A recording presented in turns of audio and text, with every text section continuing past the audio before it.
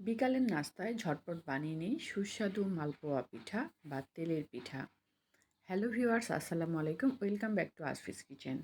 আজ আপনাদের সাথে শেয়ার করব কিভাবে খুব সহজেই বাসায় তৈরি করা যায় সুস্বাদু তেলের মালপোয়া পিঠা। আজকের এই স্পেশাল রেসিপি তৈরি করার জন্য একটি বাটিতে আমি 2 কাপ পরিমাণ কিনা চালের গুঁড়া নিয়ে নিয়েছি। আর শুধু চালের গুঁড়া দিলে পিঠাটা সফট হবে না, তাই 1 কাপ পরিমাণ ময়দা দিয়ে দিচ্ছি। ময়দা এবং চালের গুঁড়া ব্যবহার করলে পিঠাটা সফট হবে।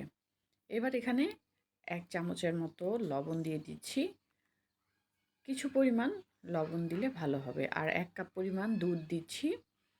নরমাল দুধ না থাকলেও এখানে আপনারা পাউডার দুধ ব্যবহার করতে পারেন। এবার ভালো মতো মিশিয়ে নিতে হবে। আর পানির পরিমাণ অল্প অল্প করে দিতে হবে। আমি উষ্ণ গরম পানি অল্প অল্প করে মিশিয়ে নিব। একবারেই খুব বেশি পরিমাণ পানি দিব না।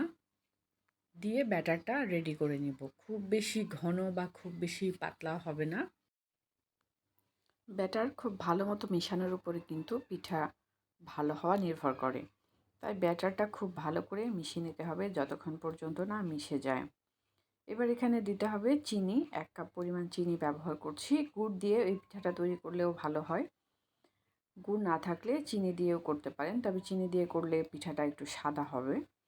এখন খুব ভালো করে মিশিয়ে নেওয়ার পর আমি এখানে বিটারের সাহায্যে একটু বিট করে নেব। তাহলে পিঠাটা খুব স্মুথ হবে ব্যাটারটা এবং পিঠা পারফেক্ট হবে। বিটারের সাহায্যে কিছুক্ষণ বিট করে আমি ব্যাটার রেডি করে নিয়েছি। ব্যাটার পারফেক্ট হয়েছে। বিটারের ছাড়াও আপনারা হাতের সাহায্যেও ব্যাটার তৈরি করে নিতে পারেন। এবার যেহেতু ব্যাটার রেডি হয়ে গেছে পারফেক্টভাবে, চামচের সাহায্যে আপনারা দেখতে পারেন যে কতটুকু মিশ্রণটা সঠিক হয়েছে। চুলায় ডুবো তেল নিয়ে নিতে হবে একটি পাত্রে। আর তেলটা যেন পারফেক্টভাবে গরম হয় সেটা দেখতে হবে, তা না হলে কিন্তু পিঠাটা ভালো হবে না।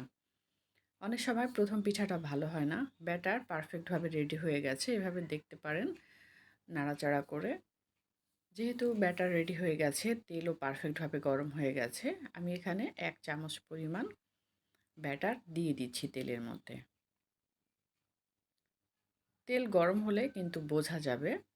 আর পিঠা দেওয়ার সাথে সাথে উল্টাবেন না। একটু যখন ভাজা হয়ে যাবে তখন আস্তে আস্তে একটা পিঠ উল্টে আরেকটা পিঠ দিতে হবে। এভাবে 2 পিঠ ভেজে নিতে হবে। এক পিঠ ভাজা হলে তারপর উল্টে আরেক পিঠ ভেজে নিতে হবে। আর মাঝে মাঝে তেলের মধ্যে ডুবিয়ে দিতে হবে যেন ভালো মতো ভাজা হয়। আর ভালো মতো ভেজে নিলে কালারটা লাল হবে, না হলে একদম সাদা থাকবে।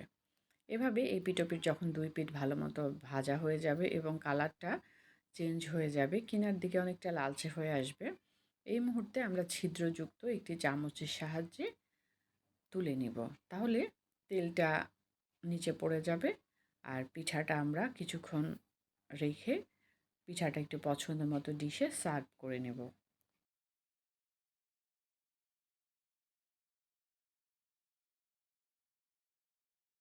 খুব সহজেই রেডি হয়ে গেল সুস্বাদু তেলের পিঠা। এই পিঠাকে অনেকে তেলের পিঠা, মালপোয়া পিঠা বা পুলি পিঠা, অনেক ধরনের পোয়া পিঠা বলে থাকে বিভিন্ন এলাকায়। রেডি হয়ে গেল সুস্বাদু এই পিঠা। আমরা ঠান্ডা অবস্থাতেও খেতে পারি অথবা শীতের দিনে গরম গরম খেতে পারি। ভিডিওটি কেমন হয়েছে কমেন্ট বক্সে জানাবেন। বেশি বেশি লাইক এবং শেয়ার করবেন। দেশ বিদেশের বিভিন্ন ধরনের রান্না দেখতে চোখ রাখুন আসফিস কিচেনে। আমাদের সঙ্গে থাকার জন্য এবং ভিডিওটি দেখার জন্য ধন্যবাদ।